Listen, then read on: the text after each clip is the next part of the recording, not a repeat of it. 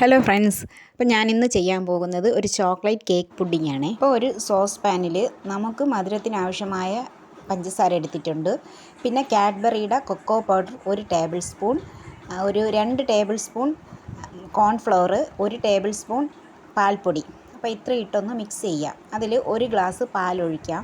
നന്നായിട്ടൊന്ന് മിക്സ് ചെയ്തിട്ട് നമുക്ക് ഗ്യാസ് സ്റ്റൗവിൽ വെച്ച് ഒന്ന് കുറുക്കിയെടുക്കാം. ഈ ഒരു പരുവത്തിൽ കിട്ടണം. ഞാനൊരു ചോക്ലേറ്റ് സ്പഞ്ചൊക്കെ റെഡിയാക്കി വെച്ചിട്ടുണ്ട്.